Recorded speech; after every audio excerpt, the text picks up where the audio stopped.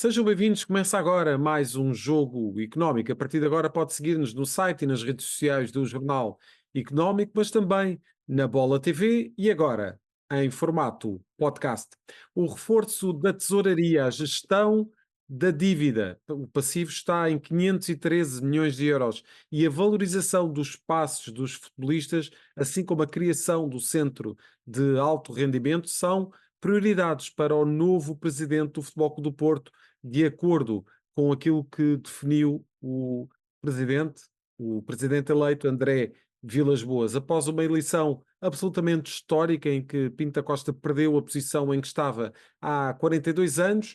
Que condições tem o novo presidente para assumir os seus compromissos? Este será um tema para discutir na segunda parte deste jogo económico. Neste primeiro tempo, vamos falar dos milhões que Ruben Amorim já deu a ganhar à SAD do Sporting em 4 anos, da venda de Fatau para o Leicester e também dos valores que se falam sobre os direitos televisivos da Liga Portuguesa. Vamos assim já iniciar este programa pelo hat-trick.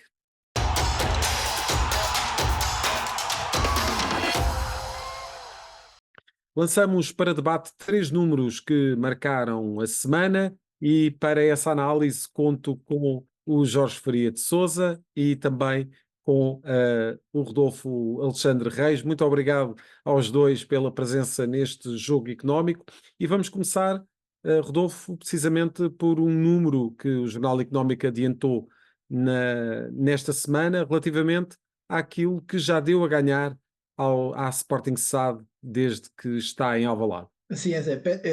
Número esse que saiu, de resto, na última edição de terça-feira do Jornal Económico. Antes de mais, cumprimentar-te a ti e ao Jorge Faria de Sousa, e falamos dos 420 milhões de euros. Foi o encaixe financeiro que a SAD do Sporting já lucrou com o Ruben Amorim, independentemente do timing definido pelo técnico para sair do Sporting. O que é certo é que este valor já entra para a história do clube e para os cofres da SAD, um encaixe financeiro fruto das receitas ganhas tanto em transferências de jogadores como dos prémios da UEFA, onde o Sporting participou durante o reinado de Ruben Amorim.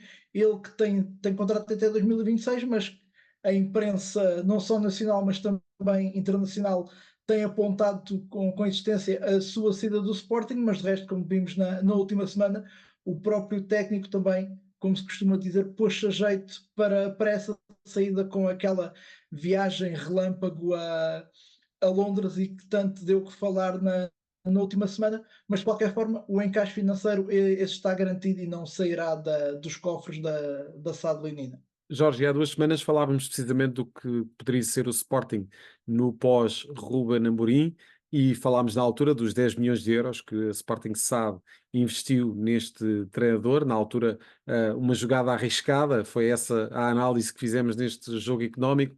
Esta semana avançamos com este número relativamente às receitas da UEFA, mas também às receitas com as transferências de jogadores. Nestes 4 anos, quase 420 milhões de euros, é de facto uma aposta mais do que ganha por parte desta direção. Sim, antes de mais cumprimentar-te a ti, ao Rodolfo, a todos os que nos estão a acompanhar. Eu acho que obviamente é uma aposta mais do que ganha pelo rendimento desportivo da equipa. São até o momento já 4 troféus, um campeonato, 2 taças da Liga, uma supertaça, e além disso esta capacidade de rentabilizar ativos. O Sporting tem andado sempre nas competições europeias, portanto tem feito boas prestações. 2 vezes na fase de grupos da Liga dos Campeões, um ano em que chega aos quartos de final da Liga Europa depois de eliminar o Arsenal numa eliminatória absolutamente extraordinária. E a verdade é que também, no que ao scouting diz respeito, eu acredito que a equipa técnica de Ruben Amorim tenha uma palavra a dizer. E a verdade é que o Sporting tem tido essa capacidade do binómio que eu tenho falado aqui regularmente, o binómio entre formação e um bom scouting. E eu acho que há vários exemplos de transferências muito significativas que o Sporting operou neste período. Nuno Mendes foi aposta da formação e acabou por sair por uma verba a rondar os 47, 48 milhões de euros.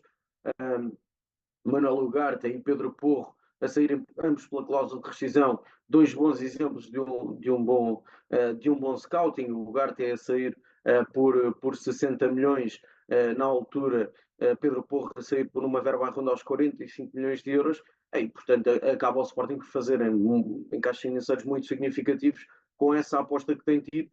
Por um lado, conseguir recrutar jogadores jovens com talento que possam ser ativos que se rentabilizem com rendimento desportivo na equipa principal do Sporting Clube de Portugal, mas também jogadores que chegam da formação, como são os casos de Nuno Mendes, ou no plantel de hoje em dia, os casos evidentes de Gonçalo Inácio, Eduardo Quaresma, Daniel Bragança, Jenny Catam, se calhar uma das maiores surpresas desta época do plantel do Sporting.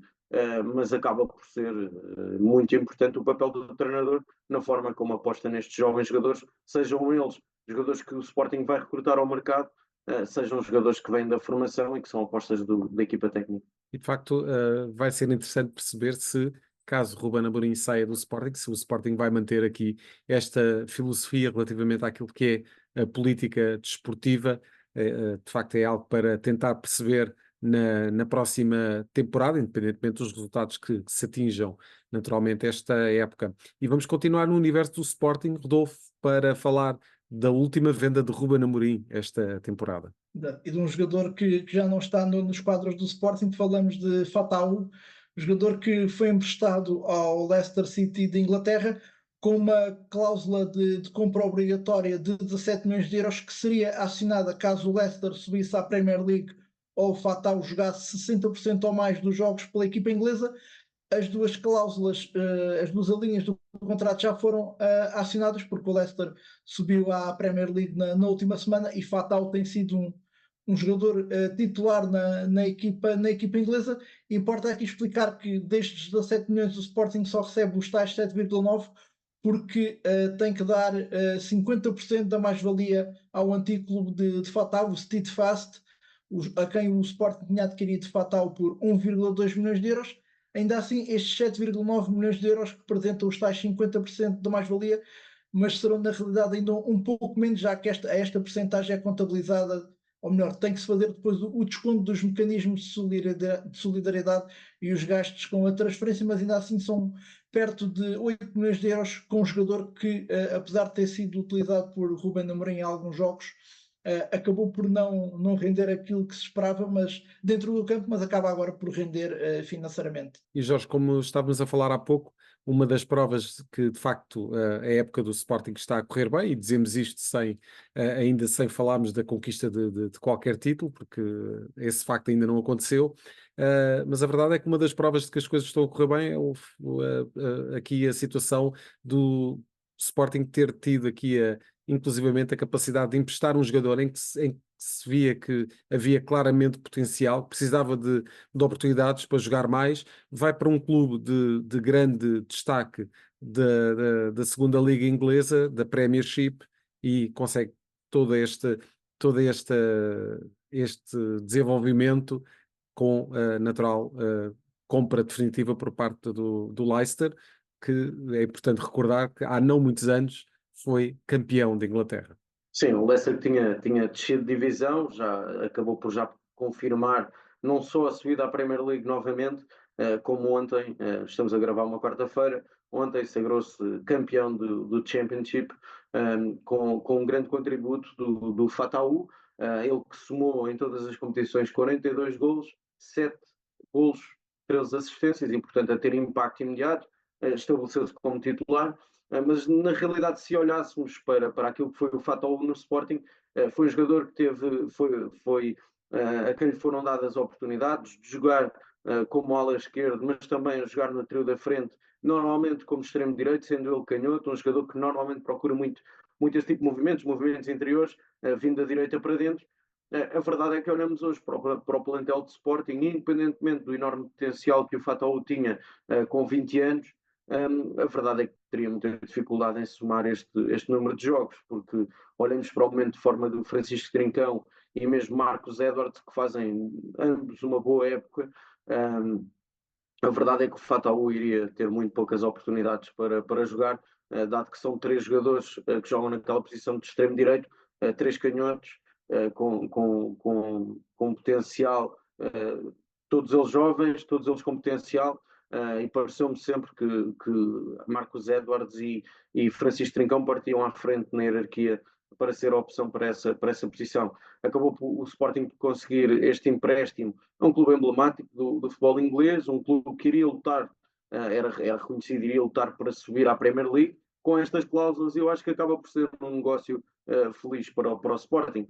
Na altura foi recrutado por uma verba a rondar 1,2 milhões de euros, acaba agora por render 7,9 milhões de euros, descontando depois o mecanismo de solidariedade de formação, mas eu acho que é um negócio positivo para o Sporting, para um jogador que dificilmente entraria nas contas do Ruben Amorim.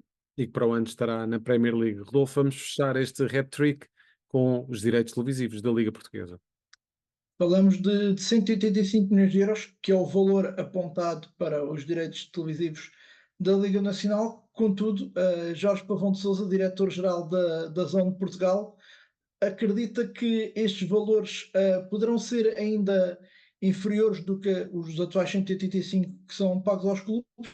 Esta afirmação de Jorge Pavão de Sousa foi dada numa entrevista ao Jornal Record e ao Negócios, onde diz Jorge Pavão de Sousa que dão-nos os tais 185 milhões de euros, sendo que o primeiro estudo que foi apresentado apontava para 275 milhões, mas que alguém andou a vender a nível internacional que este valor de direitos televisivos podia chegar aos 325 milhões de euros. O responsável assume que nunca entendeu nenhum destes valores, portanto teremos que esperar até mais 3 anos, até 2027, para percebermos quanto é que vale na realidade os direitos de transmissão televisivos, direitos da centralização televisiva da Liga Nacional. E temos aqui mais ou menos 2 minutos e meio para a análise. Jorge, de facto, já estão a aquecer os motores para aquilo que vai ser a centralização dos direitos televisivos da Liga Portuguesa, um tema que promete fazer correr muita tinta e muita polémica. Aliás, já começou. Esta foi uma entrevista de Jorge Pavão de Sousa, diretor-geral da Zone Portugal, ao Negócios e ao Record. E, de facto, temos aqui já o leilão a começar por parte dos operadores. Sim, eu acho que é uma tarefa difícil para os responsáveis da Liga Profissional de Clubes de Futebol. É verdade que a centralização dos direitos pode ser benéfico no que à competitividade diz respeito, porque vão significar para os clubes de menor dimensão um encaixe de verbas significativamente superiores, mas estamos a falar de uma situação em que eu duvido que neste momento os três grandes, olhando para os últimos contratos que rubricaram uma verba muito superior aos restantes, que aceitem perder uma parte significativa das verbas dos direitos televisivos. E, portanto, é verdade que a Liga tem esse objetivo, tem essa obrigação de prosseguir com a centralização dos direitos. A verdade é que, e até já houve responsáveis, nomeadamente o Benfica, a assumir que se não estiverem de acordo não entrarão nessa centralização dos direitos. E, portanto, eu acho que é um grande desafio para a Liga, não só melhorar a competição para conseguir exportar o produto para outras regiões do globo. É bom recordar que para esta temporada desportiva houve vários países que deixaram de ter a transmissão da Liga Portuguesa, e isto diz muito do que tem sido, do que é a perda de valor para quem paga pelas transmissões televisivas, e portanto eu acho que há muito caminho ainda por fazer.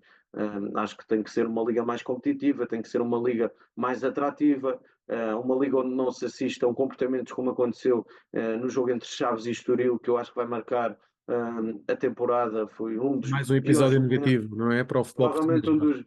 Provavelmente um dos piores momentos da história do futebol português, e acho que deve envergonhar todos aqueles que são admiradores do futebol português. E portanto eu acho que a tarefa é muito difícil para a Liga, para os responsáveis dos clubes de futebol, e deve ser olhada com cautela, porque esse é o principal desafio. Por um lado, os clubes grandes, que representam hoje grande parte da receita, e que sabemos que as transmissões televisivas são uma receita muito significativa para os três grandes. Primeiro, levar os três grandes a aceitar essa centralização dos direitos e uma redistribuição dos direitos televisivos de forma diferente daquilo que acontece hoje, e por outro lado melhorar significativamente o produto que é a Liga Portugal. E de facto, para melhorar o produto, também uma componente muito importante é a componente dos mídia. Da Zone Portugal tem uma abordagem, de resto, antes de iniciar operações em Portugal, foram convidados do Jogo Económico, e onde falámos precisamente dessa abordagem mais, se calhar até mais informal, relativamente àquilo que é o desporto. Até que ponto é que o futebol português não precisa aqui de uma alavancagem do ponto de vista mediático para se tornar verdadeiramente atrativo, não é, Jorge? Para fechar. Sim, claramente que sim. Acho que há muito por fazer no futebol português. Acho que continuamos a ver comportamentos que não dignificam a liga e não tornam a liga mais atrativa. Há muito caminho para fazer, sobretudo ter a capacidade de vender e tornar a Liga Portugal um produto vendável para outras regiões, ao contrário do que, como eu disse há pouco, ao contrário do que aconteceu este ano, que houve vários países que deixaram de ter a transmissão, nomeadamente um mercado que pode ser muito importante, como o mercado brasileiro, que deixou de ter a transmissão da Liga Portugal. E isso deve fazer os responsáveis da Liga refletir e dar o seu melhor para melhorar o produto e conseguir transformá-lo num produto atrativo para outras regiões do globo. E que o futebol português consiga perceber essa nova era relativamente àquilo que são os valores que se devem passar para o consumidor, para o adepto do futebol, neste caso. Rodolfo, voltas para a semana com mais números. Partimos agora para a segunda parte do Jogo Económico, onde vamos debater os novos desafios do novo presidente do Futebol Clube do Porto, André Vilas-Boas. É já a seguir, na segunda parte do Jogo Económico.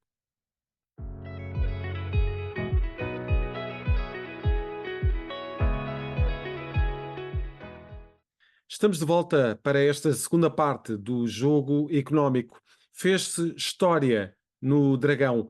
42 anos, 15 mandatos e 1.300 títulos. Depois, Pinto da Costa perdeu as eleições do Futebol Clube do Porto e vai agora dar lugar a André Vilas-Boas. Da tesouraria à gestão da dívida, passando pela valorização do plantel e por alguns negócios de última hora, assumidos pela anterior gestão, vamos deslindar os desafios do novo presidente dos Dragões. Damos assim as boas-vindas ao advogado e sócio do Futebol Clube do Porto, Jaime Esteves. Muito obrigado, Jaime, pela presença Obrigado, Miguel. Boa neste tarde. Jogo Económico. É um regresso que saudamos. Aliás, da outra vez, o Jaime também esteve connosco para falar um pouco também do Futebol Clube do Porto, uma perspectiva mais Exato. geral em relação ao futebol português, mas demos também ali algum ênfase aos desafios que o Futebol Clube do Porto também tinha pela frente. Exato. Ficou desde logo prometido que iria haver novo convite após as eleições e agradecemos muito a presença do Jaime neste programa. Jaime, tivemos aqui de facto uma noite absolutamente histórica no Dragão, tranquila, como estávamos a falar um pouco em off. O Jaime foi votar à cidade do Porto e pôde testemunhar de facto todo o ambiente de alguma pacificação em que decorreu esta votação, uma das votações mais importantes, provavelmente da história até, não só do Futebol Clube do Porto, mas do futebol português. E iria pedir-lhe um pouco daquilo que foi a sua experiência, o seu testemunho relativamente à noite de sábado. Uma das mais importantes, seguramente, como lhe estava a dizer, fui delegado e estive no Dragão das 7 da manhã até às 2 da manhã no dia seguinte, e felizmente o ambiente foi sempre de total celeridade, de total tranquilidade.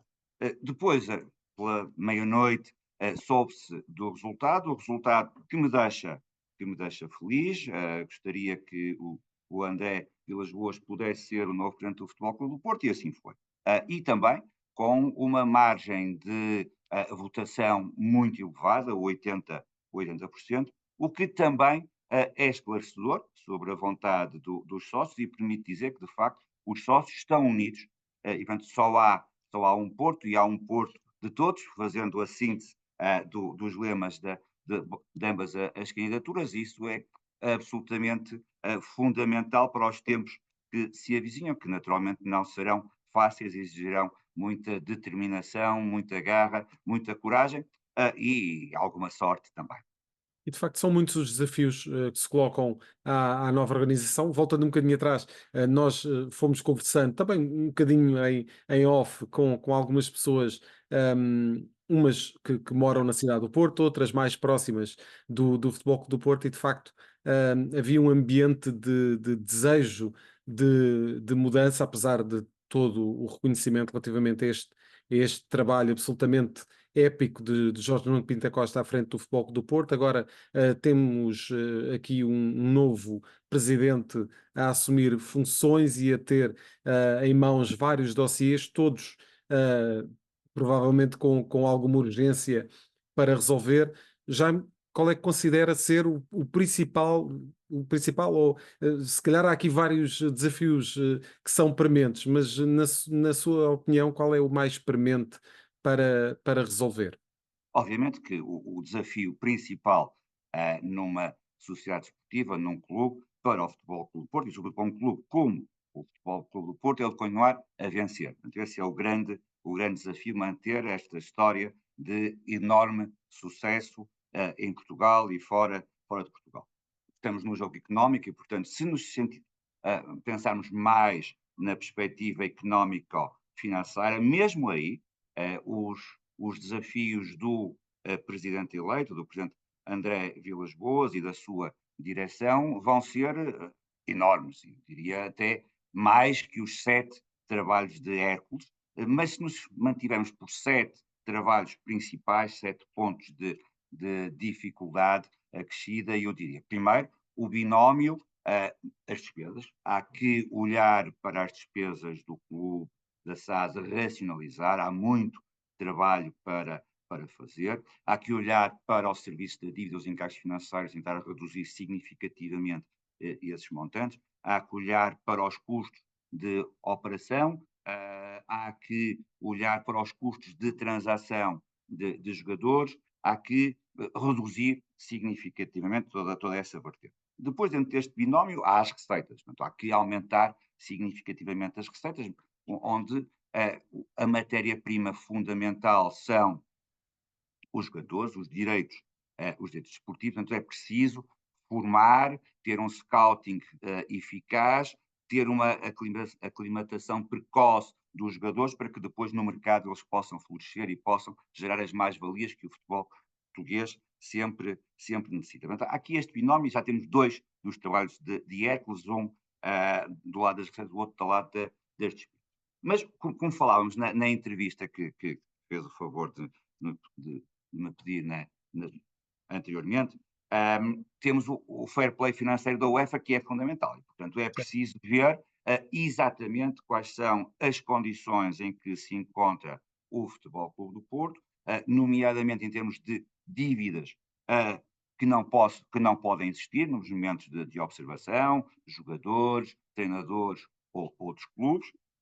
Jaime, em relação a esse ponto, teme algumas surpresas desagradáveis, né, que venham a ser, entretanto, que venham a ser conhecidas nos próximos tempos?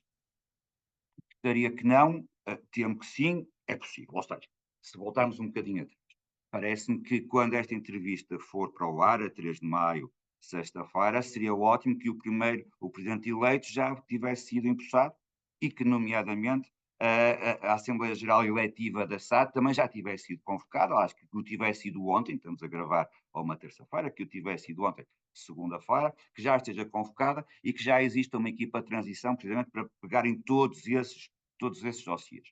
Parece-me que um dos motivos que justificou os 80% para o André Vilas Boas também se deve àquilo que na conversa que tivemos apelidei de nevoeiro comunicacional, e durante os sócios não gostaram, aliás, num momento de grande dificuldade para o clube, exigia-se muita clareza, muita transparência, e isso não aconteceu. Portanto, gostaria que não houvesse surpresas, temo que as possam haver, e daí a necessidade da transição tão rápida quanto possível, que na sexta-feira o presidente eleito já seja o presidente em efetividade de funções e que a Assembleia Geral já esteja convocada.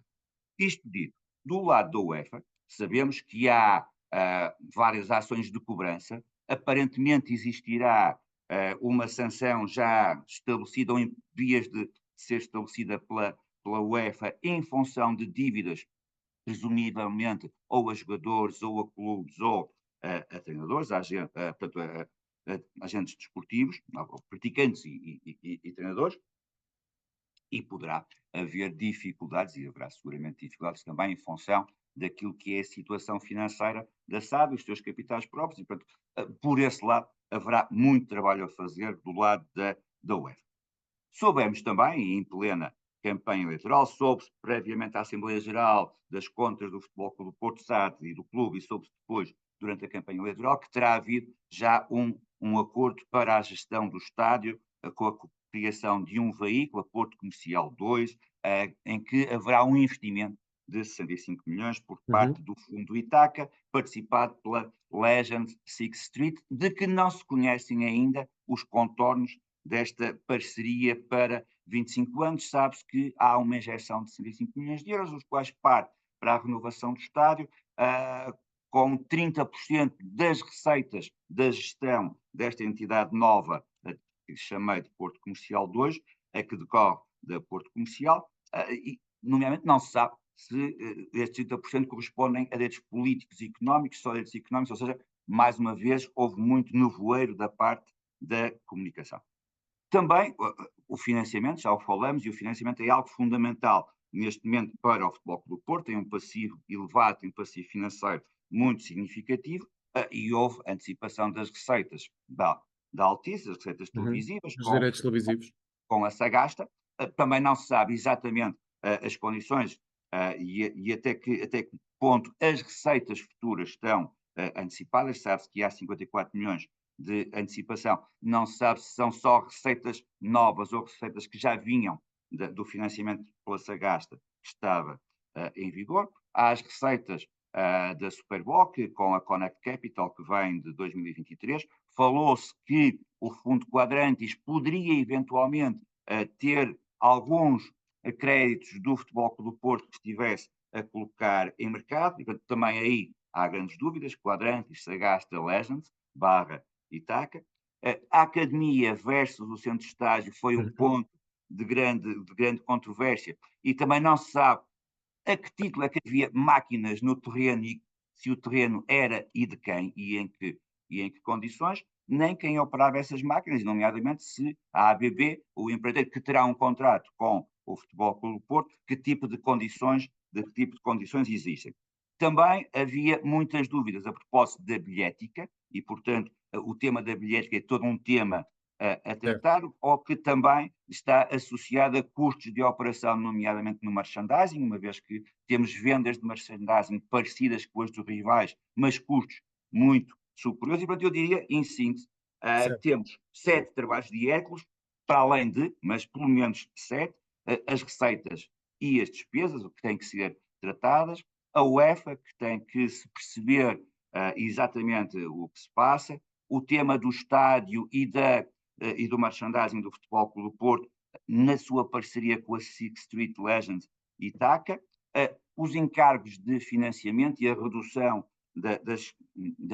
dos gastos de financiamento, nomeadamente o refinanciamento da dívida, onde há ainda dívida que não se conhece exatamente os seus contornos, Quadrantis, Connect, Sagasta.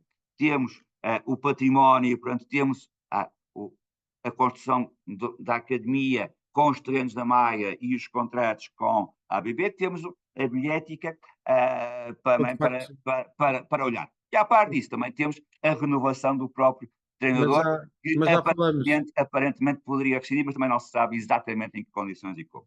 E já podemos ir a esse ponto a seguir a ouvir o Jorge Faria de Sousa. Jorge, de facto tivemos aqui uma eleição absolutamente histórica no Futebol Clube do Porto. Como é que vês todo o caderno de encargos que o Jaime acabou de elencar, e como é que a direção de André Vilas-Boas vai pegar em tantos dossiês e tentar ser eficaz em todos eles? Antes de mais, agradecer a presença do Jaime e a sua disponibilidade para estar connosco mais uma vez.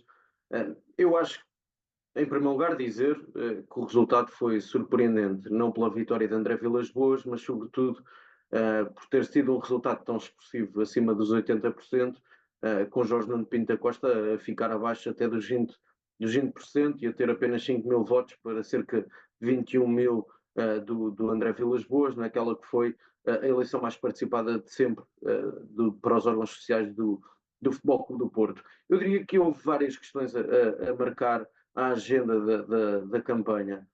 Por um lado, eu acho que foi prejudicial à candidatura de Jorge Nuno Pinto da Costa alguns ataques pessoais que foram feitos à outra candidatura, o tom com que foi disputada esta eleição, eu acho que André Vilas-Boas, pela elevação com que esteve na campanha eleitoral, Ganhou pontos. ganhou pontos. Veremos se com um novo presidente do Futebol Clube do Porto, nomeadamente no discurso para fora, se muda a postura do nós contra eles, o Norte contra o Sul, o Porto contra Lisboa, que temos vindo a assistir nos últimos anos.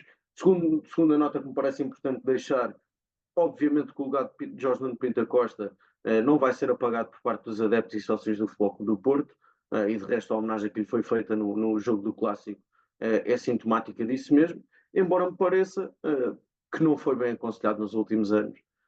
Acho que André Vilas-Boas vai ter uma herança pesada, vai ter enormes dificuldades pela frente.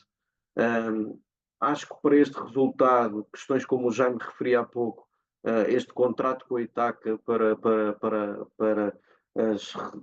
que no fundo é um contrato para 25 anos das receitas dos dias de jogo, parece-me que levantou muitas dúvidas aos próprios sócios e adeptos do Futebol Clube do Porto.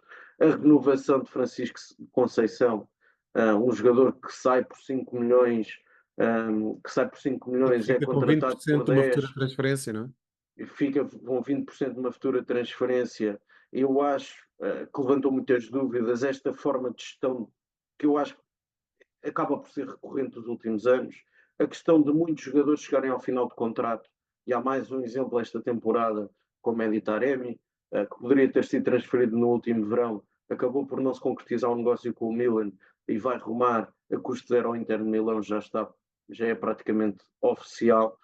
A própria renovação de Sérgio Conceição, e esse é um dossiê que André Vilas-Boas vai ter de imediato para resolver. É certo, faltam apenas 3 jornadas à final da Taça de Portugal, que irá opor novamente Futebol Clube do Porto e Sporting, mas renovar a 2 dias das eleições com um treinador, com a importância que Sérgio tem, 4 anos, não é?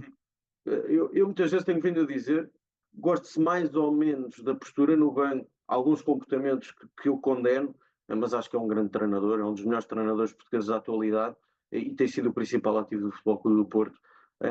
Renovar a 2 dias das eleições e a forma como o Sérgio Conceição se envolveu nesta campanha é mais um dossiê que acaba por ficar por resolver, com um contrato, um vínculo para mais 4 anos. O Sérgio já veio dizer que se vai sentar com o Presidente, e depois as questões financeiras. E quando olhamos para a folha salarial do Futebol Clube do Porto, é relativamente elevada para a realidade do futebol português. É um clube, é verdade que tem jogadores como Diogo Costa, Evanilson, tem PP, portanto ativos que pode rentabilizar, mas não me parece que tenha jogadores que consiga transferir por valores acima dos 50 milhões de euros e vai ficar e não vai ter Liga dos Campeões na próxima temporada. E portanto eu acho que são dificuldades em termos de tesouraria, são conhecidas as dificuldades que o Futebol Clube do Porto tem tido. Eu diria que desportivamente é necessário que o Futebol Clube do Porto reforce a equipa, e por isso o Jaime tem toda a razão, é importante apostar na formação e ter um bom scouting. Mas em que medida é que é possível o Futebol Clube do Porto reforçar a equipa, tendo os constrangimentos financeiros que são reconhecidos e provavelmente até podem encontrar André Vilas-Boas numa situação pior do que aquela que à partida está a contar, e portanto estas são dúvidas para este arranque de mandato de André Vilas-Boas. E o Jaime estava a falar precisamente da renovação de contrato com Sérgio Conceição, um ato de gestão por parte de Jorge Nuno Pinto da Costa que foi visto com muita estranheza e muita desconfiança por parte dos sócios, apesar de Sérgio Conceição ser um nome que agrada aos sócios Claro, e adeptos do Futebol Clube do Porto, mas de facto o timing gerou aqui muitas dúvidas e, enfim, sabe-se que Sérgio Conceição, enquanto treinador, potenciou muitas das vendas, foi um treinador que, na maior parte das épocas em que esteve no Futebol Clube do Porto, gerou muito mais receitas do que exigiu em termos de investimento para o plantel, mas o que é que se segue nesta relação com o treinador agora, Jaime? É um bom exemplo. O Sérgio Conceição era e é um treinador fora de série, fantástico, que nos deu a todos nós muitas alegrias e provavelmente continuará a dar.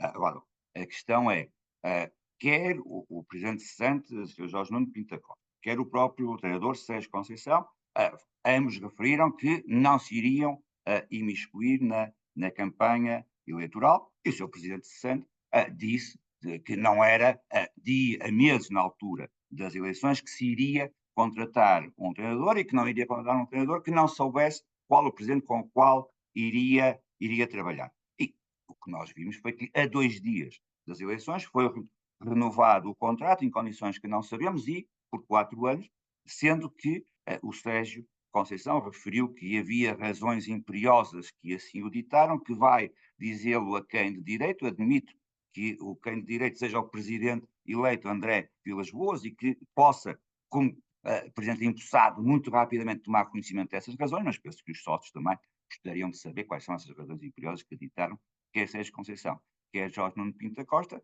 dessem de alguma forma, ou dito por não dito, ou mudassem de opinião e entendessem que podiam assinar contrato de treinador sem saber quem era o presidente, que até é um outro presidente, e a 2 dias, que não a meses das eleições. Portanto, daí alguma surpresa.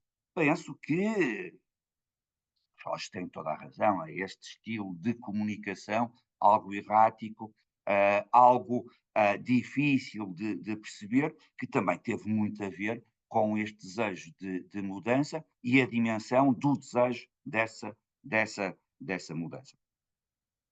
Os sócios admiram e agradecem 42 anos de um discurso muito aguerrido, muito assertivo para com os rivais, mas o discurso para dentro, para os sócios e até para outros candidatos, não pode ser exatamente o discurso que usamos para com os rivais, e penso que os sócios sentiram isso muito e, portanto, nós no Futebol Clube do Porto somos muito ciosos da forma como tratamos as coisas com transparência e, portanto, demos essa sinalização. O que não significa que não haja uma enorme gratidão para com o presidente dos presidentes, a expressão não é minha, é do novo presidente do Futebol Clube do Porto, quer a tarja, quer os aplausos no Dragão no domingo, que a sorte não nos sorriu, também por outras vicissitudes, mas no Dragão foi muito explícito, quer à entrada do presidente Jorge Nuno Pinto da Costa, quer ao minuto 42, que assinalou os 42 anos de direção soberba, sem mácula em termos desportivos por parte do presidente Jorge Nuno Pinto da Costa. E já agora, voltando ao início da conversa, estas não foram as eleições mais importantes, mas a par das de 1982, que também foram fundamentais e determinantes, e penso que agora o fundamental é que as eleições de 2024 marquem um início de sucessos esportivos exatamente como as de 82 marcaram, e esse sucesso esportivo é fundamental para as dificuldades financeiras que vamos encontrar. E que o Futebol Clube do Porto continue a ter o sucesso na UEFA e a ser o clube de bandeira e que naturalmente ao Futebol Clube do Porto se juntem com a mesma garra, com a mesma ambição e com a mesma capacidade outros clubes do futebol português para que o futebol português cresça como um conjunto. Jaime, um enorme prazer em tê-lo neste jogo económico. Fica desde já o convite para voltar ao programa para falar destes e outros temas, naturalmente. Muito obrigado. Obrigado. Passamos então para a terceira parte do jogo económico e para as escolhas desta semana. Estamos de volta para a terceira parte do jogo económico e para as escolhas da semana do Jorge Faria de Sousa. Jorge, começamos pelo teu protagonista, que é o Manuel Fernandes. Sim, o Manel é uma das grandes figuras do futebol português, um jogador reconhecido como o eterno capitão do Sporting Clube Portugal.